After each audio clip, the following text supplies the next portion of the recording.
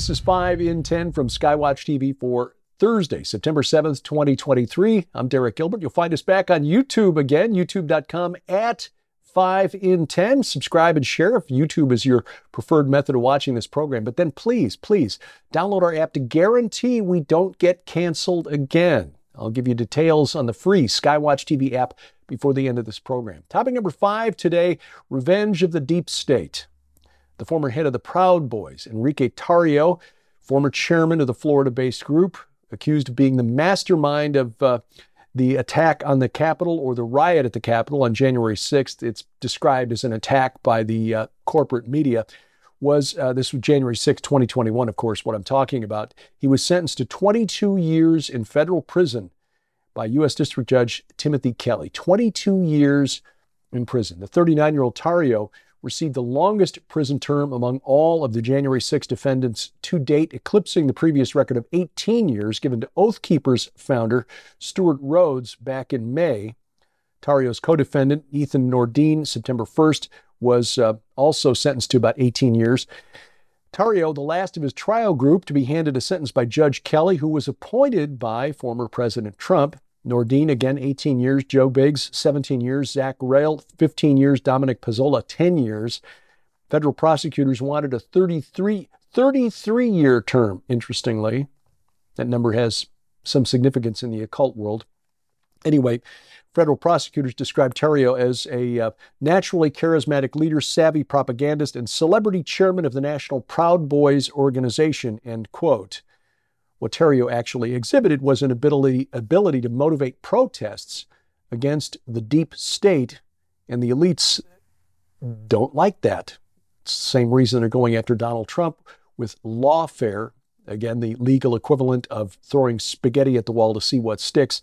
In the case of Tarrio, sadly, what stuck is a 22-year prison sentence. He's being made an example for the rest of us. Topic number 4, Israel. President Joe Biden nominated former U.S. Secretary of the Treasury Jack Lew, served in that capacity under former President Obama, as his new ambassador to Israel Tuesday, despite Lew's history of defending then-President Obama's hostile policies toward Israel. Lew defended Obama's attempt to create distance with Israel and the one-sided nuclear deal with Iran. Lew argued that that deal somehow made Israel safer. Moreover, Lew criticized then-President Donald Trump's decision to move the U.S. Embassy from Tel Aviv to Jerusalem, a decision that eventually led to the Abraham Accords. Lew is described by the media as an Orthodox Jew, but it's not clear what that actually means in terms of his personal observance of Torah. It's usually cited as an attempt to shield him from criticism. The Jerusalem Post noted Tuesday that while Lew is the highest-ranking former official appointed to be U.S. ambassador to Israel, 8 Republicans in the House of Representatives have already written to President Biden asking him to reconsider choosing Jack Lew for this decision. Now, meanwhile, over the weekend, Israel's Prime Minister Benjamin Netanyahu addressed a virtual conference of about 400 evangelical Christian leaders hosted by Mike Evans, who's the founder of Friends of Zion. We've visited the Friends of Zion Museum in Israel a couple of times now. Netanyahu said, "I'm a great champion of devout Christians because devout Christians are the greatest champions of the state of Israel." And he's actually right about that.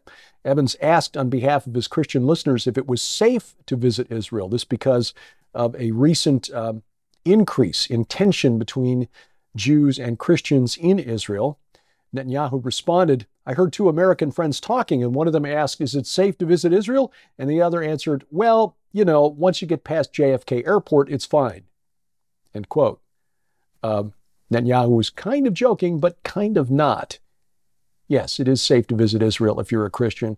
And yeah, you're probably in more danger getting through New York or Chicago than you are once you're actually in Israel. By the way, our friend Aaron Lipkin, Lipkin Tours, has started an online petition to ask the Netanyahu administration to take steps to secure the site of Joshua's altar to prevent any further damage to that site. You can find it through Aaron's Facebook page. We encourage you to sign that and help motivate the state of Israel to take steps to protect that archaeologically and biblically important site from any further encroachment by the Palestinian Authority. Topic number 3, what's up with Joe Biden? There have been multiple examples since he's taken office of his, shall we say, cognitive challenges. And I'm not trying to mock him because there are family members who are dealing with similar things as a natural consequence of aging for many people. But at an event on Tuesday, while awarding a Medal of Honor to an 81-year-old veteran, President Biden took off his mask. Now, this is in violation of rules that the White House said it would follow regarding exposure to COVID-19. As you may know, First Lady Jill Biden was diagnosed with COVID over the weekend. President Biden has been exposed, and so according to the White House rules, he ought to be wearing that mask. He took off his black KN95 style mask during a prayer at the ceremony for retired Army Captain Larry Taylor of the White House Tuesday, just ahead of the president's remarks honoring Captain Taylor for his service and heroism during the Vietnam War.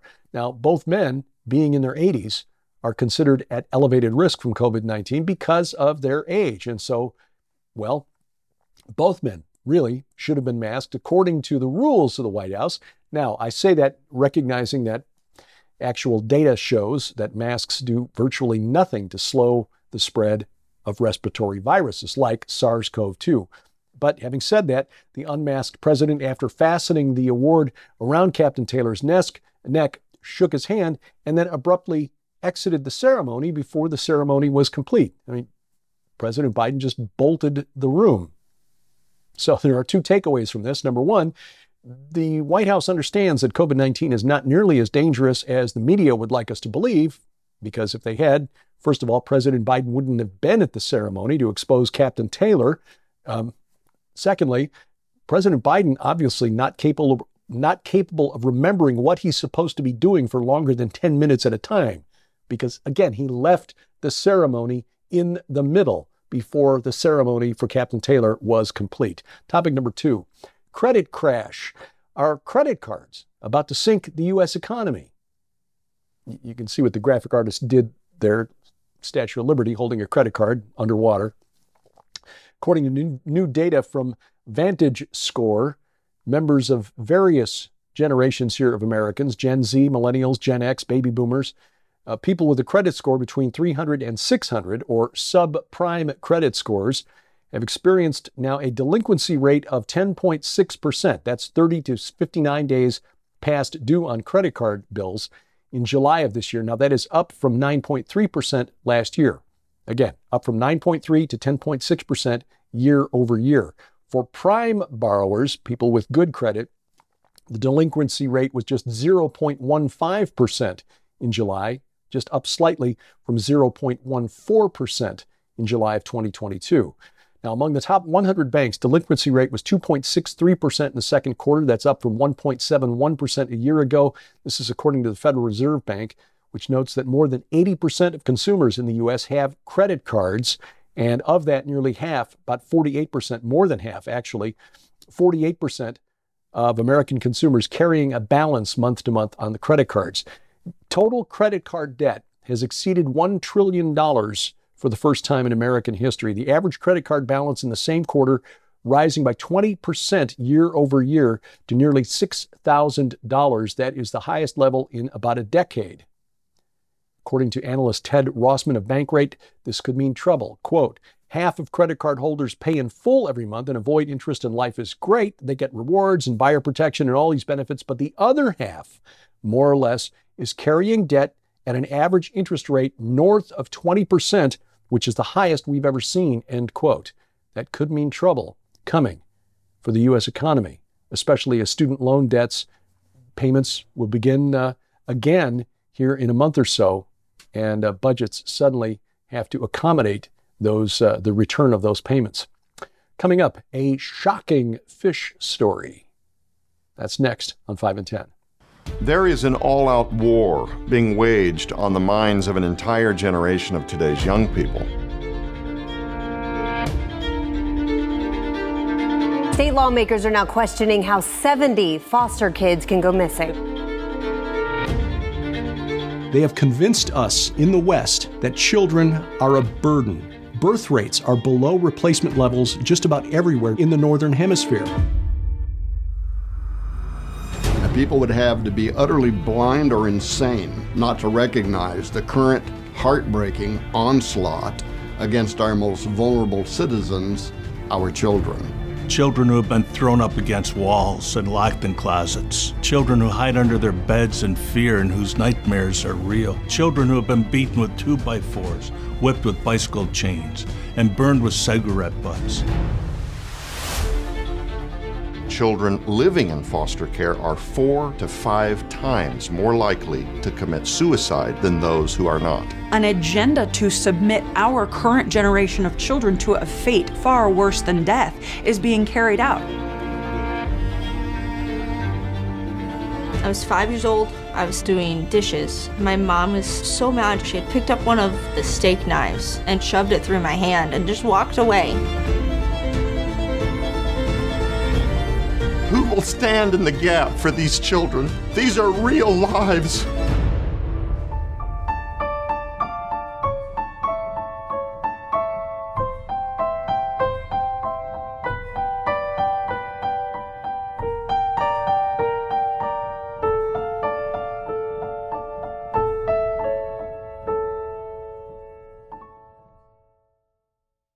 Item number 1 today. This is not exactly what you think of when you think of a fish fry. Power outage that cut electricity to a community in New Jersey a couple of weeks ago was due to an unlikely culprit, a fish dropped on power lines, apparently by an osprey. Police in Sayreville, New Jersey, said Jersey Central Power and Light found that power that was cut to a large area of Lower Sayreville found a fish on the transformer. This community is southwest of New York's Staten Island. Police said they guessed that a bird dropped it as it flew over, asking readers to the Facebook page to remember the fish as a victim in this senseless death, calling the fish Gilligan and referring to him as a hardworking family man and father to thousands. The suspect, they said, last seen flying south, not believed to be armed, but still probably considered dangerous. Normally, according to power company officials, when animals are involved in power outages, it's usually squirrels, fish not on the list of frequent offenders. Maybe it was a fish trying to, throw off suspicion. I mean, a squirrel using a fish too. Skywatch TV depends on your support to do what we do, and our main mission is to support the work at Whispering Ponies Ranch. You can find out more about that online at whisperingponiesranch.com. During the month of September, for your gift of any amount, if you're in the U.S. or Canada, we'll send you a copy of David Heavener's book, True Power. That is, the power of the Holy Spirit. No minimum to take advantage of this offer. Again, for your gift of any amount, if you're in the U.S. or Canada, we'll send you a copy of True Power. Find out more online at our website, skywatchtv.com. Just look for the red donate button, or you can call us toll-free, 844-750-4985, or visit the website skywatchtvstore.com and follow the link there. This week on Skywatch TV, we're talking about the work at Whispering Ponies Ranch, what we accomplished or what the Holy Spirit accomplished through your support during the camping season of 2023, what we're looking forward to in 2024, and how you can support the work as we help to mend broken children. Again, I'll say the Holy Spirit mend broken children in the foster care system through our partners at Royal Family Kids, Teen Reach, and others. And you'll hear directly from Tom Horn and Nita Horn about all of that on this week's program. The broadcast schedule is posted at skywatchtv.com/channels. You can also find the program right now at our website, skywatchtv.com. All of our video content is always there at the website. If you have Roku or Apple TV, make sure you've got the Skywatch TV channel. You can watch all of our video content that way on your big screen. You can also check it out at our YouTube channel, youtube.com/@SkywatchTV now, or rumble.com/SkywatchTV. Best of all, though, download our free mobile app to your smartphone or tablet. If you've got a relatively recent smart TV, you can cast the video content using Google's Chromecast or Apple's AirPlay. You can also watch it on your device, whether it's a phone, tablet, iOS, Android, Amazon, Kindle Fire. All of those we've got apps for all of those platforms and links to the app stores for the device that's for your device posted at our website, skywatchtv.com. Thank you for watching as we keep watch. I'm Derek Gilbert, and this is 5 in 10 from Skywatch TV.